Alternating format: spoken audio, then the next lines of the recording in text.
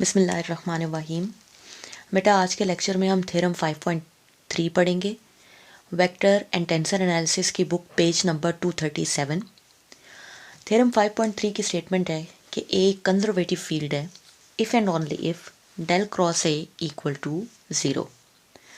इस बात को आप इस तरह से भी कह सकते हैं कि ए एक कंजर्वेटिव फील्ड है if and only if A is irrotational. Del cross A equal to 0 का मतलब है कि ए इर्रोटेशनल वेक्टर है। ठीक है, इस थ्योरम क्योंकि ये इफ़ एंड ओनली इफ़ के साथ है, सो थ्योरम को प्रूफ करने की टेक्निक ये अडॉप्ट करेंगे कि सबसे पहले हम अज्यूम कर लेंगे कि ए एक कंजर्वेटिव फील्ड है और प्रूफ करना चाहेंगे कि डेल क्रॉस ए इक्वल है 0 के। तो इसके लिए सबसे पहले ये बात सपोज कर लेते हैं कि ए एक कंजर्वेटिव फील्ड है या कंजर्वेटिव वेक्टर है। Then there exist a function phi such that, तो फिर एक फंक्शन फाई एग्जिस्ट करेगा इस तरह से कि डेल फाई इक्वल है ए के। ये लास्ट थ्योरम था आपकी बुक में, थ्योरम 5.2। उसकी स्टेटमेंट थी कि अगर ए कोई भी हमारे पास कंजर्वेटिव फील्ड है then there exist a function phi such that del phi equal to A. इसी बात को हम यूटिलाइज करेंगे यहाँ पे और अपनी बात इजीली प्रूव कर लेंगे। ठीक है, we have to show that del cross A equal to 0। For this left hand side को अज्यूम करें और राइट हैंड साइड प्रूव कर लें। तो let's say take del cross A equal to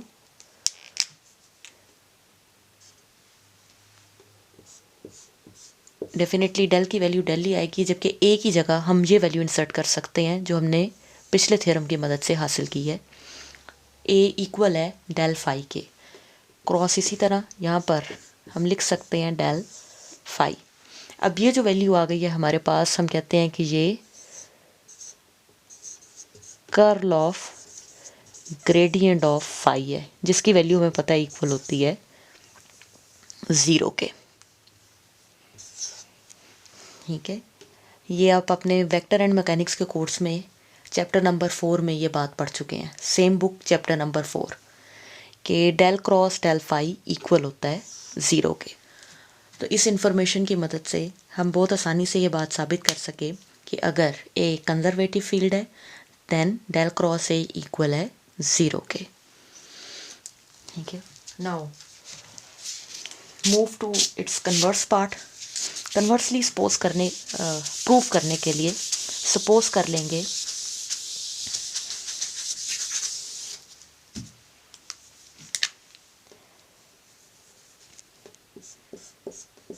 del cross A equal है 0 के। ठीक है, ऑलरेडी हम इस बात को मान रहे हैं कि ऐसा है। अब हम शो करना चाहते हैं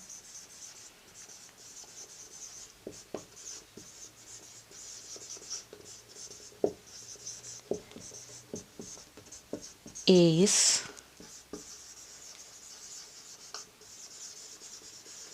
कंजर्वेटिव। ठीक है, ए को कंजर्वेटिव शो करना चाह रहे हैं तो सबसे आसान तरीका ये है कि हम दोबारा थ्योरम 5.2 की मदद ले लें। हम ये बात प्रूव कर लें कि वेक्टर ए इक्वल है डेल फाई के। अगर वेक्टर ए इक्वल आ जाएगा डेल फाई के तो ये बात इम्प्लाई हो जाएगी कि ए इज़ कंजर्वेटिव, क्योंकि ऑलरेडी हम ये बात साबित कर चुके हैं। सो उसी को इस्तेमाल करना चाह रहे हैं। तो बेसिक टारगेट हमारा ये बात साबित करने है। हम ये बात यहाँ पे प्रूव करेंगे ए इक्वल है डेल फाई के, क्योंकि ए को डेल फाई के इक्वल प्रूव करते ही ऑटोमेटिकली ये बात होल्ड कर जाएगी कि ए कंजर्वेटिव है। अब ए को डेल फाई के इक्वल प्रूव करने के लिए जो गिवन है हमारे पास वो सिर्फ ये बात है, डेल क्रॉस ए इक्वल है 0 के। सो इसी को सबसे पहले यूटिलाइज करते हैं और यहाँ से देखते हैं हमें क्या इन्फॉर्मेशन मिल सकती है।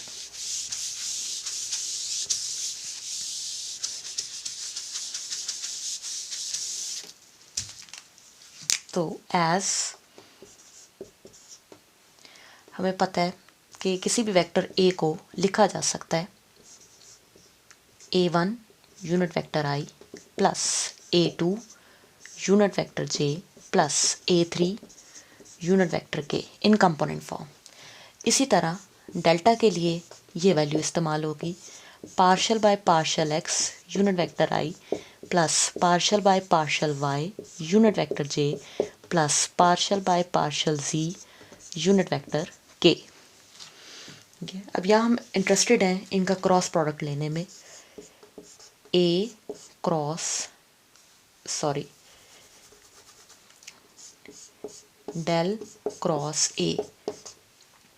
डेल क्रॉस ए की वैल्यू बाय यूजिंग मैट्रिक्स निकाली जा सकती है, जिस तरह आप सिंपली क्रॉस प्रोडक्ट कैलकुलेट करते थे। अब क्रॉस प्रोडक्ट में पहला वेक्टर हमारे पास डेल्टा है, तो डेल्टा के आई एक्स एक्सिस का component partial by partial x, y x का component partial by partial y, z axis का component partial by partial z. जबकि दूसरा वेक्टर ए है, ए का एक्स एक्सिस का कंपोनेंट a1, वाई एक्सिस का component a2 और जी एक्सिस का कंपोनेंट a3। ये एक्चुअली इक्वल है 0 के। ठीक है, अब इसी को एक्सपेंड कर लेते हैं इस डिटर्मिनेंट को और देखते हैं हमारे पास क्या रिजल्ट आता है।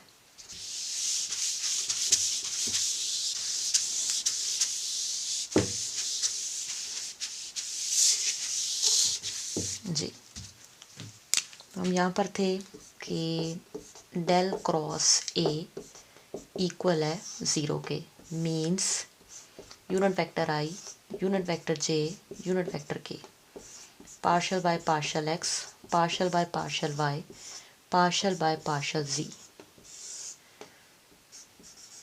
a1 a2 a3 इक्वल है 0 के। यहाँ से first row first column partial by partial y को मल्टीप्लाई करेंगे a3 से minus partial by partial z a2 से। First row first column unit vector i, फॉर्मूले की तरफ से minus, then first row second column partial by partial X a3 minus partial by partial ji a1 unit vector J plus first row third column partial by partial X a2 के साथ और partial by partial y को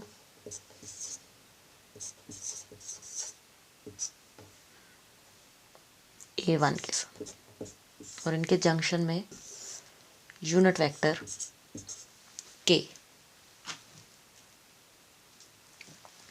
ठीक है, अब ये सारी की सारी वैल्यूज इक्वल हैं, एक्चुअली इक्वल टू 0। अगर ये सारे के सारे 0 के इक्वल हैं तो 0 को हम लिख सकते हैं 0 यूनिट वेक्टर आई प्लस 0 यूनिट वेक्टर जे प्लस 0 यूनिट वेक्टर के। यहाँ से अगर दो वेक्टर्स आपस में इक्वल है तो x कंपोनेंट x के इक्वल होगा, y कंपोनेंट y के और z कंपोनेंट z के इक्वल। तो यहाँ से partial by partial y a3 equal आ जाएगा, minus partial a2 by partial z equal आ जाएगा 0 के। इसी तरह partial by partial a3 x minus partial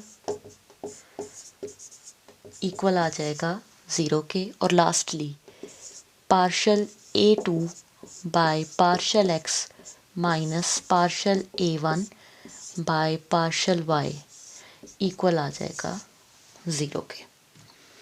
ठीक है, यहाँ से जो मेन कंक्लूजन हमें मिल रहा है,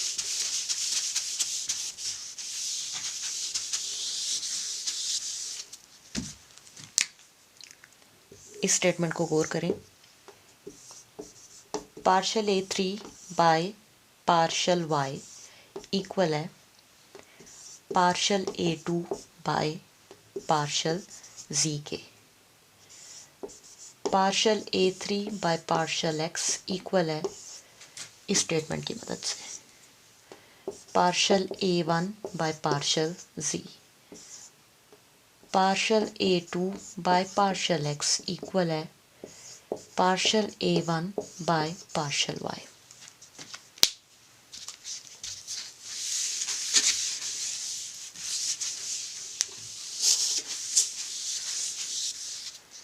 ठीक है, इस इंफॉर्मेशन को स्टोर कर लें फ़िलहाल। ठीक है, इसे याद रखना है, हम बाद में इसे यूटिलाइज़ करेंगे अपने प्रूफ के दौरान। जब हम इंटीग्रल इवेलुएट करेंगे तो वहाँ हमें इसकी ज़रूरत पड़ेगी। ठीक है, अब क्योंकि हम फील्ड को कंजर्वेटिव फील्ड फाइंड शो करना चाह रहे हैं, सो हम अज्यूम कर लेते हैं एक ग्राफ और उसमें एक पाथ। ठीक है, सबसे पहले अपने ग्राफ को अंडरस्टैंड करते हैं। ठीक है, इसे एक जगह अपनी कॉपी में सेव कर लें।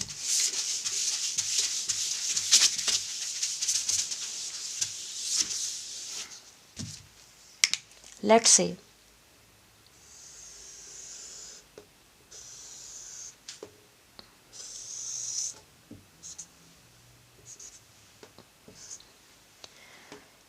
this is x axis, y axis and z axis। ठीक है, क्योंकि हम स्पेस में काम कर रहे हैं तो मीन्स डेफिनेटली जो हमारा पॉइंट है वो भी स्पेस में लोकेट हो रहा है। तो जब आप पॉइंट स्पेस में लोकेट करते हैं तो डेफिनेटली उसे प्लेन पेज पे ड्रॉ करने में दिक्कत रहती है। ठीक है, मैं जो इधर फिगर बनाने लगी हूँ वो आपकी बुक की फिगर से थोड़ी सी डिफरेंट है। ठीक है,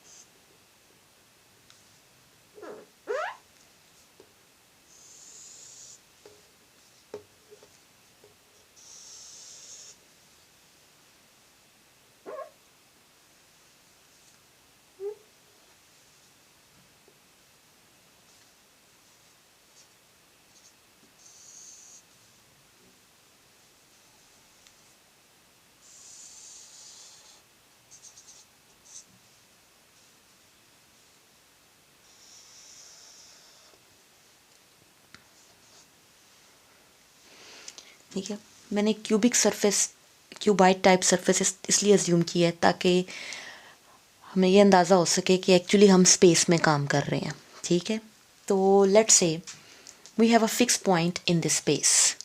लेट्स से पॉइंट को यहाँ पे अज्यूम कर लेते हैं। ठीक है, ये जो पॉइंट है ना ये अपर सरफेस में है ना ये लोअर सरफेस में है, हम एक्चुअली ये अज्यूम करें कि ये पॉइंट बीच में है। ठीक है, यहाँ पर, और इस पॉइंट के कोऑर्डिनेट एक्स एक्सिस के अलॉन्ग, वाई एक्सिस के अलॉन्ग और जी एक्सिस के अलॉन्ग देखना चाह रहे हैं। तो क्योंकि ये बीच में है तो वाई एक्सिस जी एक्सिस के अलॉन्ग तो हम सीधा जा सकते हैं, लेट्स से दिस। जबकि ये नीचे प्लेन सरफेस है, इस प्लेन सरफेस पे कोऑर्डिनेट के लिए सीधा परपेंडिकुलर ड्रॉप करें सरफेस पे। ठीक है, अब इस परपेंडिकुलर पॉइंट से, इस पॉइंट से परपेंडिकुलर वाई एक्सिस के अलॉन्ग ये पॉइंट एक्चुअली, और इधर से एक्स एक्सिस के अलॉन्ग ये पॉइंट एक्चुअली, ये हमारे लिए पॉइंट आएगा x1, लेट से y1, और यहाँ पर जहाँ कट कर रहा है z1। तो इस पॉइंट के लिए हमारा नाम हो गया x1, y1, z1। ठीक है, अब लेट से ये पॉइंट मूव करता है along x axis. Along x axis move कर रहा है तो मीन्स मैं ये कहना चाह रही हूँ कि सिर्फ ये अपनी पोजीशन चेंज कर रहा है इस तरफ आने में, एक्स एक्सिस की तरफ आगे आने में। वाई एक्सिस की तरफ और एक्स एक्सिस की तरफ कोई चेंज नहीं है पोजीशन में। तो लेट्स से कुछ देर बाद पार्टिकल मूव करता है और यहाँ आ जाता है।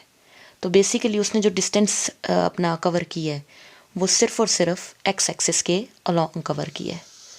ठीक है, जी एक्सिस पे भी वो उसी जगह है, जबकि वाई एक्सिस पे भी नीचे जाएंगे तो सेम पॉइंट हमें मिलेगा। ठीक है, लेट्स से अब पॉइंट यहाँ पर आ गया है। अगर पॉइंट यहाँ पर आ गया है, थोड़ा सा और, लेट्स से इधर थोड़ा और, पॉइंट यहाँ पर आ गया है।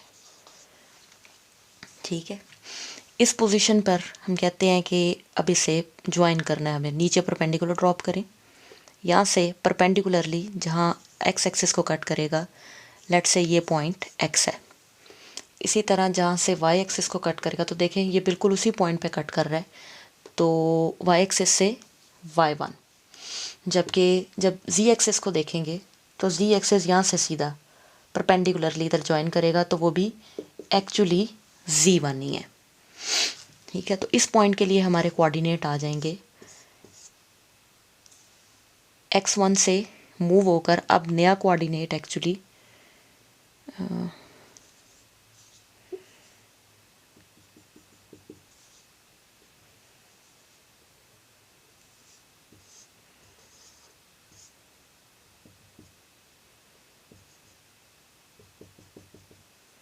जो नया कोऑर्डिनेट है वो एक्चुअली आ जाएगा x y1 z1। Mean particle ने सिर्फ और सिर्फ एक्स एक्सिस के अलॉन्ग मोशन शो की है। उसकी पोजीशन z एक्सिस पर और y एक्सिस पे दोनों पे पुराने वाली है, y1 and z1। Let's say अब पार्टिकल मूव करता है अलॉन्ग y एक्सिस। जब ये y एक्सिस मूव कर रहा है तो ये यहाँ से मूव करके लेट्स से यहाँ पे आ गया है। ठीक है,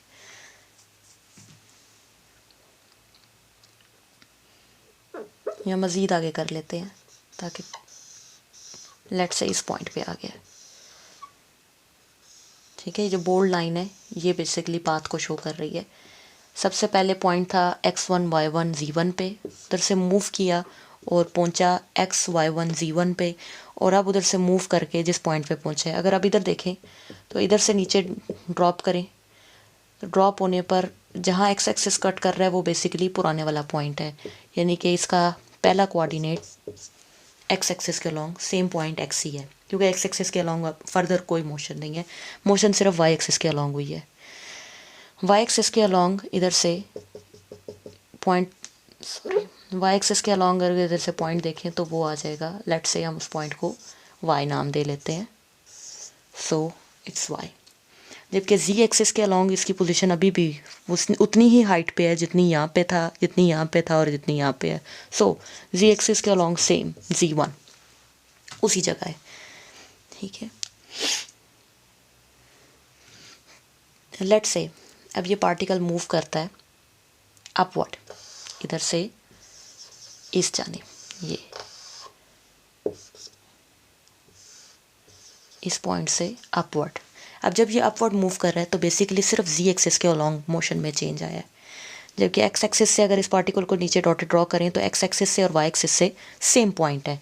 सो x कोऑर्डिनेट सेम इस पार्टिकल के लिए, y कोऑर्डिनेट सेम, और z एक्सिस से अब ये जिस पॉइंट को, क्योंकि ये पहले यहाँ था अब यहाँ से ऊपर हो गया, ऊपर हो गया, तो जब आप एक्सिस को ज्वाइन करेंगे डेफिनेटली ये अबव पॉइंट है। लेट से ये पॉइंट अब इस तरह से इधर बिल्कुल इसके सामने ये z, इस पॉइंट को नाम दे लेते हैं।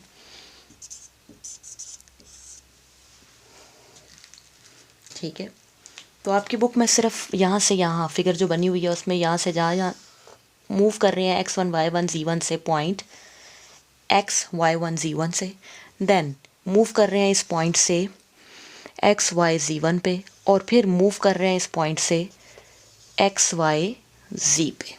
ठीक है, तो ये फिगर, प्लीज़ फिगर की कंस्ट्रक्शन को समझ लें, क्योंकि ये कंस्ट्रक्शन को समझ के अपनी कॉपी पे अपने लिए ड्रॉ कर लें, क्योंकि मुझे यहाँ से रेस करना पड़ेगा फर्दर प्रूफ करने के लिए।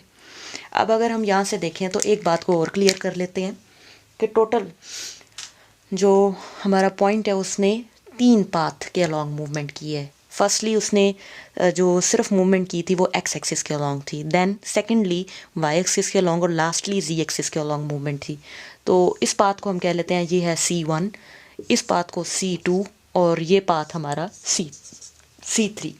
तो बेसिकली अगर मुझे इसकी मूवमेंट कैलकुलेट करनी है तो वो अलॉन्ग 3 पाथ करनी है, यानी कि लाइन इंटेग्रल की वैल्यू कैलकुलेट करनी है तो वो इन 3 पाथ के अलॉन्ग करनी है। जब हमने लाइन इंटेग्रल का टॉपिक पढ़ा था तो हमने देखा था कि जब आपने लाइन इंटेग्रल कैलकुलेट करना है तो उसके लिए हम ये फार्मूला यूज़ करते हैं, integral along a curve vector A dot D R. ठीक है, हम ये कैलकुलेट करना चाहते थे। और अगर ऐसा हो कि पार्टिकल की एक कर्व से ज़्यादा या पार्टिकल एक से ज़्यादा पाथ फॉलो कर रहा है, डिफरेंट पाथ चेंज कर रहा है, तो हम इस इंटेग्रल को 3 इंटेग्रल में कन्वर्ट कर सकते हैं इस तरह से, इंटेग्रल C1 ए dot D R plus integral C2 ए dot D R plus integral C3 ए डॉट डी आर। तो यहाँ भी हमारा टारगेट बेसिकली इस इंटेग्रल को कैलकुलेट करना है, ए डॉट डी आर। एक्चुअली ए डॉट डी आर हमें फाई की वैल्यू देगा, यहाँ से हम फाई कैलकुलेट करने में बेसिकली इंटरेस्टेड हैं। ठीक है, डेफिनेटली जब हम इसको कैलकुलेट करेंगे तो हमारे पास एक फंक्शन आएगा, तो let us assume that function is phi function. ठीक है, देखिए अपने टारगेट पर फोकस रहे। हमारा टारगेट ये है कि हम ये प्रूव करना चाहते हैं कि वेक्टर ए इक्वल है डेल फाई के। ठीक है, हम इस टारगेट के साथ स्टक हैं। तो इसके लिए हमें फाई की ज़रूरत थी, तो फाई की कंस्ट्रक्शन हमने अपने फिगर की मदद से कर ली। जो फिगर हमने ड्रॉ की उसमें हमने 3 पाथ बनाए। हमने कहा कि जब इस पाथ के अलॉन्ग लाइन इंटेग्रल कैलकुलेट करेंगे तो उसकी वैल्यू फाई आ जाएगी। तो इस वैल्यू को कैलकुलेट करते हैं और देखते हैं हमारे पास क्या आंसर आते हैं। तो याद रखिएगा हमें अलॉन्ग 3 पाथ जाना है, C1 C2 C3। C1 X1 Y1 Z1 से XY1 Z1 है, जबकि C2 XY1 Z1 से XY Z1 है और लास्ट वाला XY Z1 से XY Z है।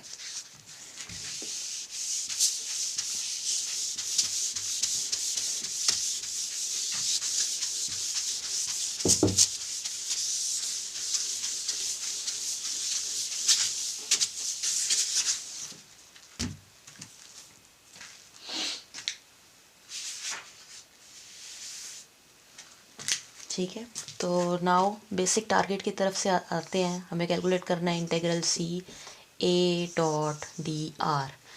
ए डॉट डी आर के बारे में हमें पता है कि अगर हमारे पास एक वेक्टर है A1 unit vector I plus A को लिख सकते हैं A2 unit vector J plus A3 unit vector K, इसका डॉट ले लें D R D X unit vector I plus, देखिए R हमारे पास हमेशा होता है X unit vector I plus Y unit vector J plus Z unit vector K। जब आप इस पर डिफरेंशियल अप्लाई करेंगे तो ये वैल्यू आ जाएगी D X unit vector I plus D Y unit vector J plus D Z unit vector K। ठीक है, सो डी आर की ये वैल्यू यहाँ पर इंसर्ट हो रही है, d Y unit vector J plus D Z unit vector K। इस टोटल डॉट को लिखने की बजाय अगर हम डॉट प्रोडक्ट कैलकुलेट कर लें, डॉट प्रोडक्ट में यूनिट वेक्टर I को I से, J को J से और K को K से, तो ये आ जाएगा A1 dx plus A2 dx plus A3 dx।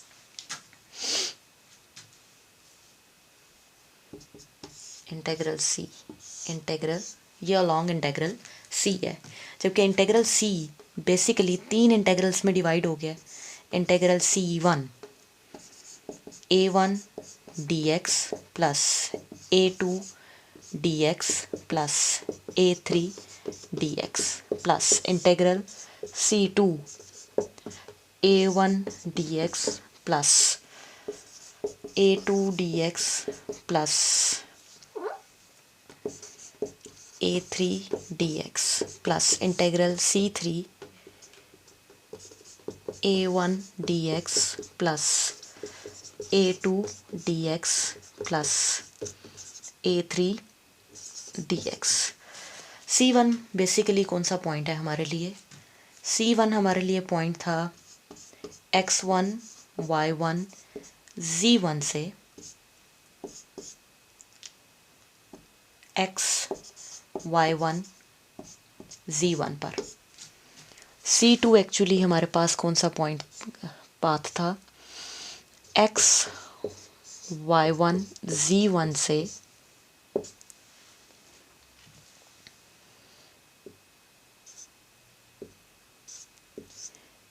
x y z1 पर।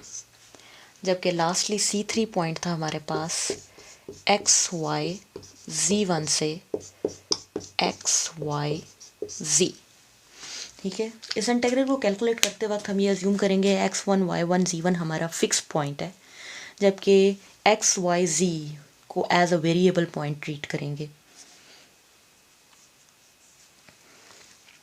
डेफिनेटली जब हम कह रहे हैं कि एक वेक्टर फील्ड है तो A actually 3 coordinate x y z पे डिपेंड करता है। तो क्योंकि ये 3 इंटीग्रल हैं तो सबसे पहले इन तीनों में से हम पहले वाला इंटीग्रल कैलकुलेट करने में इंटरेस्टेड हैं। ठीक है, c1 की वैल्यू कैलकुलेट करते हैं।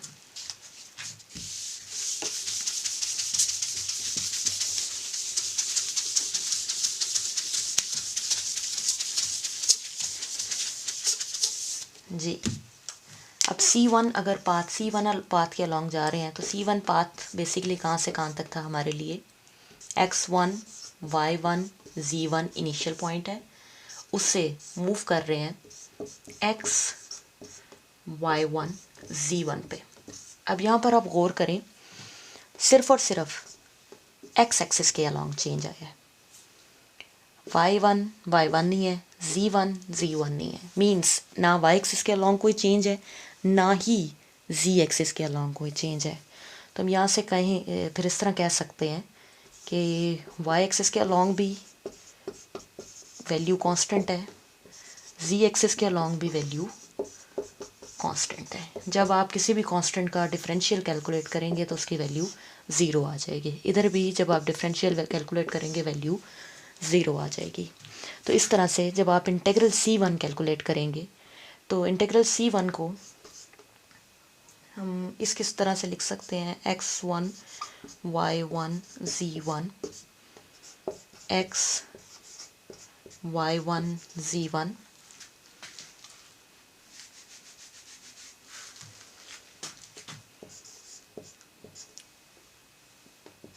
a1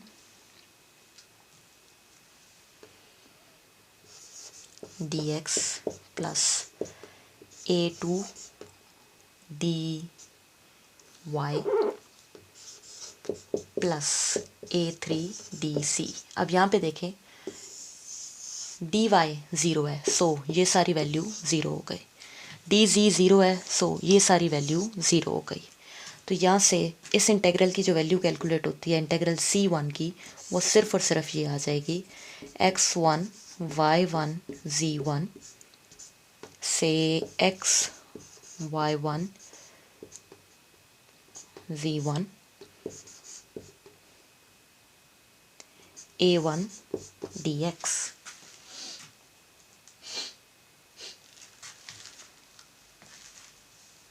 ठीक है, अब अगर यहाँ पे गौर करें तो y1 और z1 के अलॉन्ग कोई चेंज नहीं है, तो बेसिकली तो ये कांस्टेंट है, इसकी वजह से तो वेरिएशन है ही नहीं। वेरिएशन सिर्फ और सिर्फ x की वजह से है। तो हमारा इंटीग्रल इस तरह से लिखा जा सकेगा, चेंज सिर्फ आ रहा है x1 से x के अलॉन्ग, यानी कि x वेरिएबल है, जबकि y पॉइंट भी फिक्स है, z पॉइंट भी फिक्स है, dx। इसी तरह ये पॉइंट एक इंटीग्रल के लिए वैल्यू कैलकुलेट हो गई। अब वैल्यू कैलकुलेट करते हैं सेकंड इंटीग्रल के अलॉन्ग, यानी कि c2 के अलॉन्ग, सेकंड पाथ के अलॉन्ग, सेकंड इंटीग्रल।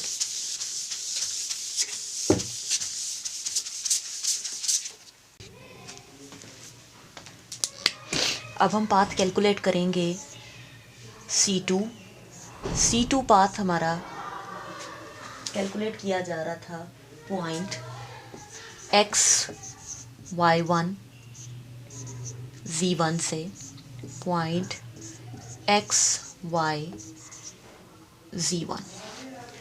अब जब हम पाथ C2 में मूव कर रहे हैं तो x की वैल्यू कांस्टेंट है, इधर भी x है इधर भी x है, जबकि Z1 की वैल्यू भी कांस्टेंट है।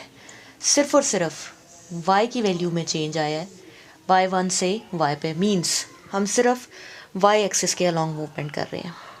ठीक है, अब इसके अकॉर्डिंग जब हम इंटीग्रल कैलकुलेट करेंगे C2 जो कि है XY1 Z1 से XY Z1 A1 dx plus A2 dy plus A3 dz। तो यहाँ पे देखें, क्योंकि एक्स एक्सिस के अलोंग कोई वैल्यू में चेंजिंग नहीं है, तो हम यहाँ पे कहेंगे कि x कांस्टेंट है। z एक्सिस के अलोंग भी कोई चेंजिंग नहीं है, सो z कांस्टेंट है। जब हम डिफरेंशियल अप्लाई करेंगे तो यहाँ से dx की वैल्यू आ जाएगी 0, dz की वैल्यू आ गई 0।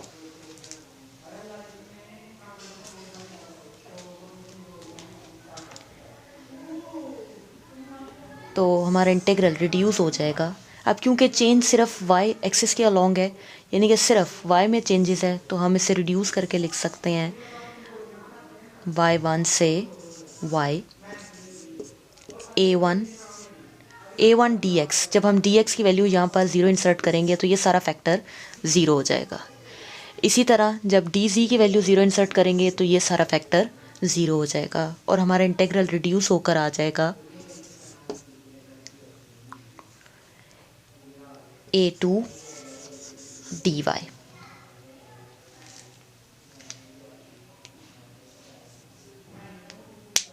ठीक है, इसी तरह पाथ कैलकुलेट करेंगे C3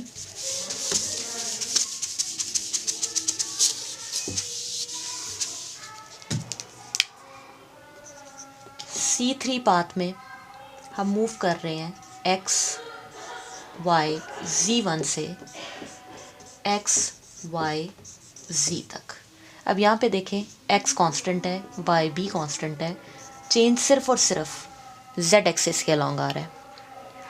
ठीक है, सो x कांस्टेंट है, x कांस्टेंट होने की वजह से इसका डिफरेंशियल 0, y कांस्टेंट है, y कांस्टेंट होने की वजह से इसका डिफरेंशियल 0।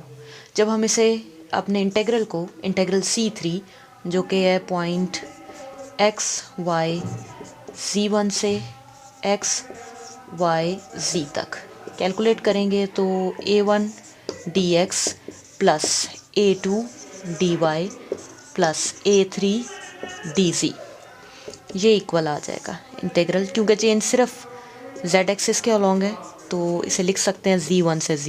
ये दो कांस्टेंट टर्म्स है हमारे पास। यहाँ पर dx की वैल्यू भी 0 हो गई, dy की वैल्यू भी 0 हो गई।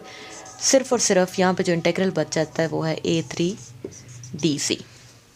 अब टोटल तीनों पाथ के थ्रू जब हमने अपना एरिया कैलकुलेट किया है, टोटल कर्व C है हमारा जो 3 हिस्सों में डिवाइडेड था, C1 C2 C3।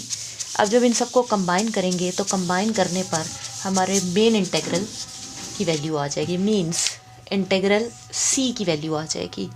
Integral C को हमने रिप्रेजेंट किया था फाई से, जो फर्दर डिवाइड हुआ था 3 पाथ में C1 C2 C3। जबकि C1 से हमें वैल्यू मिली x1 से x A1 dx, C2 से हमें वैल्यू मिली y1 से y a2 dy, और लास्टली c3 से हमें वैल्यू मिली z1 से z a3 dc। ठीक है, तो ये हमारे पास टोटल 5 फंक्शन आ गए। अब नेक्स्ट स्टेप में हम इस 5 फंक्शन से इस इंटीग्रल 5 फंक्शन को कैलकुलेट करने में इंटरेस्टेड हैं, यानी कि इन इंटीग्रल्स को कैलकुलेट करने में इंटरेस्टेड हैं। तो इन इंटीग्रल्स को कैलकुलेट करने के लिए बारी बारी हम पार्शियल डेरिवेटिव का इस्तेमाल करेंगे। सबसे पहले पार्शियल डेरिवेटिव लेंगे with respect to z, then partial derivative लेंगे with respect to x, then partial derivative लेंगे विद रिस्पेक्ट पहले with respect to y, then फिर x, लास्टली x को। अब ये जो हमारे पास 3 पॉइंट आ रहे हैं, a1 बेसिकली जो हमारे पास पॉइंट है ये इस तरह से लिखा जा सकता है x1 से x a1, किन 3 पॉइंट्स पे डिपेंडेंट है ये। तो a1 एक्चुअली जो पॉइंट था, जिस पॉइंट से हम चले थे इनिशियली, वो था x y1 z1 dx, plus इसी तरह y1 y को इनिशियल पॉइंट के अकॉर्डिंग लिखें तो इनिशियली ये पॉइंट हमारे पास था x y z1 प्लस, और a3 को लिख सकते हैं लास्टली a3 z1 से z, डिपेंड कर रहा है x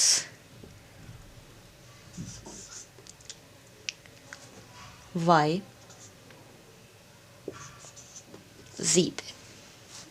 ठीक है, जो टोटल पाथ की बात करें तो बेसिकली हमने यहाँ पर जिन फाइनल पॉइंट्स पर हम पहुँचे उनको इंसर्ट किया, इनिशियल से चले और जिन पर फाइनल पे पहुँचे। तो ये इनिशियली स्टार्ट था x1 y1 z1 से, और फाइनल पॉइंट इसका था x y1 z1। a2 का भी final point x y z1, जबकि a3 के लिए फाइनली हम लिख सकते हैं x y z dc। अब जब आप पार्शियल डेरिवेटिव लेंगे तो पार्शियल डेरिवेटिव लेते वक्त इस बात को गौर करना है कि वेरिएबल कहाँ पे आ रहा है। जैसे जब हम पहला partial derivative partial 5 by partial z calculate करेंगे तो याद रखिए x1 y1 z1 हमारे लिए फिक्स पॉइंट है, इसे as a fix point treat करेंगे, एज अ वेरिएबल ट्रीट नहीं करेंगे। x y z को एज अ वेरिएबल ट्रीट करेंगे। तो पहले वाले में देखें कि कोई वेरिएबल नहीं है। अगर आप with respect to z partial derivative लेते हैं तो x भी कांस्टेंट है, y भी कांस्टेंट है, और अगर z1 लिखा है तो वो फिक्स नंबर है, सो वो भी कांस्टेंट है। इसमें भी ऐसा ही होगा, x भी कांस्टेंट है, y भी कांस्टेंट है, z1 भी कांस्टेंट है। तो सिर्फ और सिर्फ इस पर पार्शियल डेरिवेटिव अप्लाई होगा और यहाँ से हमें वैल्यू कैलकुलेट होगी।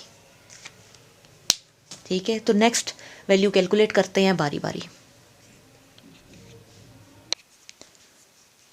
ठीक है, नेक्स्ट बेटा हम जो 5 वेक्टर हमें ऑब्टेन हुए उस 5 वेक्टर का पार्शियल डेरिवेटिव कैलकुलेट करना चाह रहे हैं विद रिस्पेक्ट टू z। जब आप partial derivative with respect to z calculate करेंगे, ये पहले वाला वेक्टर, इसमें वेरिएबल x है। ठीक है, सो वेरिएबल z नहीं है, x भी कांस्टेंट है z के रिस्पेक्ट से, बाकी y1 z1 वैसे ही हमारा फिक्स पॉइंट थे। सो इस सारे की वैल्यू 0 हो गई। जब हम इसको पार्शली z के रिस्पेक्ट से डिफ्रेंशिएट करने की कोशिश करेंगे तो यहाँ भी सेम हमारे पास आता है कि यहाँ पे वेरिएबल x और y हैं, z as a variable treat नहीं हो रहा, सो इसकी वैल्यू भी 0। लास्ट वेक्टर जब हम इंटीग्रल z1 से z a3 x y z calculate करेंगे तो यहाँ पर z as a variable treat हो रहा है। ठीक है, सो इस फंक्शन में z वेरिएबल है। सो यहाँ पर जब आप पार्शियल डेरिवेटिव अप्लाई करेंगे तो इंटीग्रल की वैल्यू ख़त्म हो जाएगी और ये वैल्यू आ जाएगी a3 x y z simply.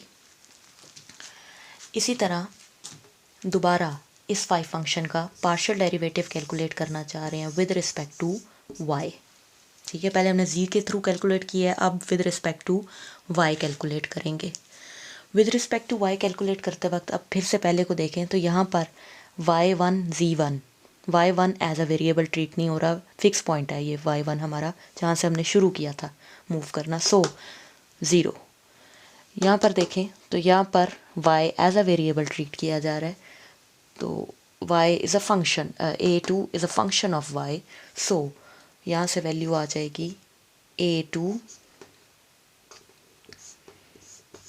x y z1, integral cancel हो जाएगा। जबकि इधर भी देखें तो y एज अ वेरिएबल ही ट्रीट हो रहा है।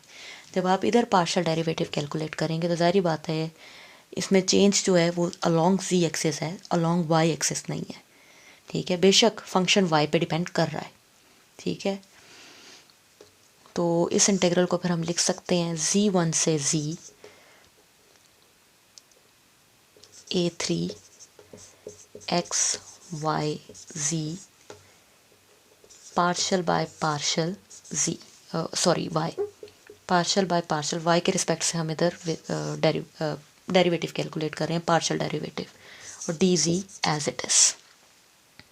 अब जब हमने लेक्चर स्टार्ट किया था तो लेक्चर के स्टार्ट में सबसे पहली बात थी कि हमने डेल क्रॉस ए को ज़ीरो के इक्वल रखकर वहाँ पर वैल्यू बनाई थी। वहाँ से हमें एक वैल्यू मिली थी partial a3 by partial y equal था partial a2 by partial z के। तो यहाँ पे रिप्लेस कर देते हैं partial a3 by partial y को partial a2 by partial az से, a2 बाय az। जब हम इसे रिप्लेस करेंगे तो रिप्लेस करने पर अब कैलकुलस के रिज़ल्ट के अकॉर्डिंग इसकी वैल्यू कैलकुलेट की जा सकती है a2 x y z1 a2 x y z z1 से z। अब जब हम इसकी वैल्यू कैलकुलेट करेंगे और लिमिट अप्लाई करेंगे तो लिमिट अप्लाई करने पर, ऐसे रेस कर रही हूँ यहाँ से, लिमिट अप्लाई करने पर वैल्यू आ जाएगी partial phi by partial y equal आ जाएगा ये a2 जो डिपेंड कर रहा है एक्स वाई z1 पे, प्लस जब आप लिमिट इंसर्ट करते हैं तो पहले अपर लिमिट वो आ जाएगा a2 x y z और lower limit minus a2 x y z1। तो ये वैल्यू इस वैल्यू से कैंसल आउट हो गई।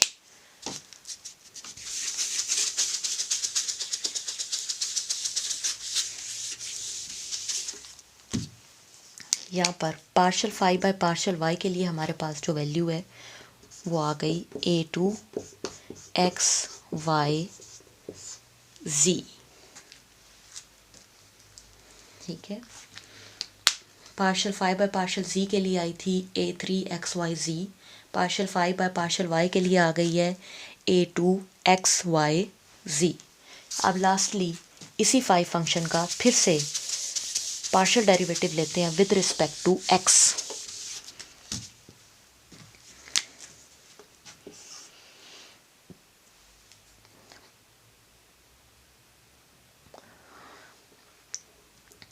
Partial phi by partial x equal आ जाएगा। अब यहाँ देखिए, यहाँ पे x as a variable treat हो रहा है और फंक्शन भी x पे सिर्फ इकलौता वेरिएबल x ही है। अगर इकलौता वेरिएबल x ही है तो फिर इसे डायरेक्टली लिखा जा सकता है a1 x y1 z1 plus यहाँ पर जो चेंज है वो with respect to y calculate हुआ है, जबकि x as a variable treat हो रहा है। तो यहाँ पर भी हम क्या करेंगे y1 y2 और पार्शियल अप्लाई हो जाएगा partial by partial x a2 पे a2 x y z1 dy plus, और लास्ट वाले में भी x एज अ वेरिएबल ही ट्रीट हो रहा है इंटीग्रल z1 से z, लेकिन इंटीग्रल की वैल्यू z पे डिपेंडेंट है। So partial by partial x a3 x y z d z।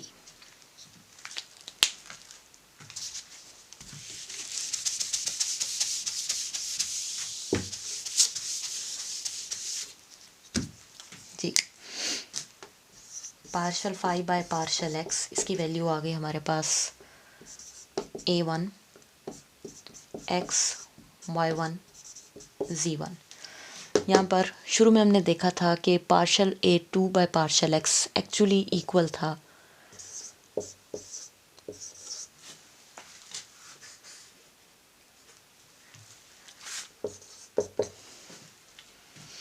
Partial a1 partial y के, तो इसकी जगह रिप्लेस कर देते हैं इंटीग्रल y1 से y partial a1 partial y x y z1 dz, और लास्टली इंटीग्रल z1 से z, ये इक्वल था partial by partial z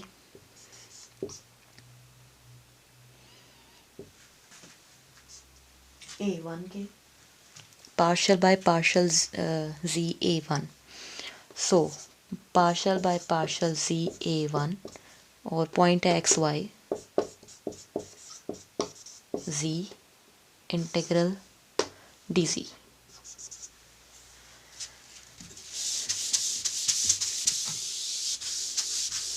ji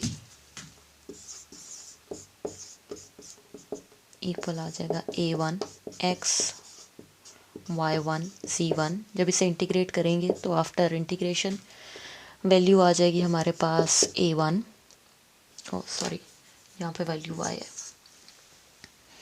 a1 x y z1 y1 से y प्लस और lastly a1 x y z z1 से z। Limit apply कर लेते हैं x y1 z1 plus upper limit apply करेंगे तो ये आ जाएगा a1 x y z1 minus a1 x y1 z1 plus a1 upper limit z x y z minus a1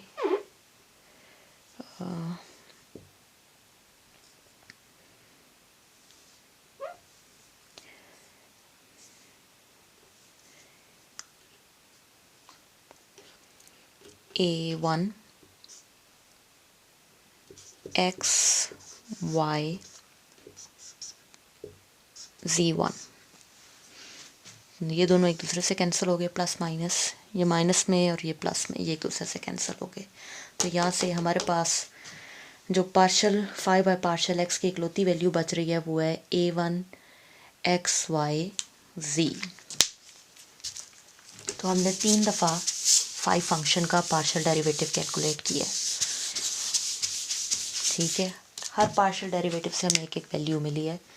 जब हमने partial phi by partial z calculate किया था तो value आई थी a3 x y z। फिर हमने partial phi by partial y calculate किया, वहाँ से हमें वैल्यू मिली a2 x y z। और लास्टली हमने partial phi by partial x calculate किया, उससे वैल्यू मिली a1 x y z। Actually हम डेल फाई की तरफ बढ़ रहे हैं। अगर हम डेल फाई को कैलकुलेट करें तो डेल फाई की वैल्यू क्या होगी? डेल फाई बराबर होगा according to definition of del unit vector I plus partial by partial y unit vector J plus partial by partial z unit vector के multiply by phi. जब phi से आप multiply करेंगे तो बेसिकली फाई फंक्शन इन सब के साथ आ जाएगा, फाई फाई एंड फाई, ठीक है। तो यहाँ पर हमारे पास क्या वैल्यू आ रही है partial phi by partial x के लिए? a1 जो डिपेंड कर रहा है एक्स वाई जी पे यूनिट वेक्टर आई प्लस a2 जो एक्स वाई जी पे डिपेंड कर रहा है। आप सिंपली इस पॉइंट को a3, सिंपली इसे a2, सिंपली इसे a1 कह सकते हैं। ज़रूरी नहीं है एक्स वाई जी को साथ रखना। डेफिनेटली ए जो है वो तीनों कोऑर्डिनेट पे डिपेंडेंट पॉइंट है, जो ए वेक्टर है वो तीनों कोऑर्डिनेट पे डिपेंडेंट स्पेस में पॉइंट है। यूनिट वेक्टर आई प्लस A2 यूनिट वेक्टर जे प्लस A3 यूनिट वेक्टर के। तो एक्चुअली ये ए की कंपोनेंट फॉर्म है, ये सारा बराबर है वेक्टर ए के। तो यहाँ से डेल फाई इक्वल आ गया वेक्टर ए के। अगर डेल फाई वेक्टर ए के बराबर है देन ये सिर्फ तभी हो सकता है when A is conservative according to theorem 5.2। ठीक है, अगर del phi equal to A है तो इसका मतलब है कि ए कंजर्वेटिव है, तो यहाँ पर हमारा प्रूफ एंड होता है। ठीक है, अब आप इस सारे को कंक्लूड करके एक दफ़ा दोबारा रीड आउट करें। थ्योरम के प्रूफ में जो कन्वर्सली पार्ट है वो ज़्यादा लेंथी पार्ट है, उसे बारी बारी अपनी कॉपी पे नोट डाउन करें।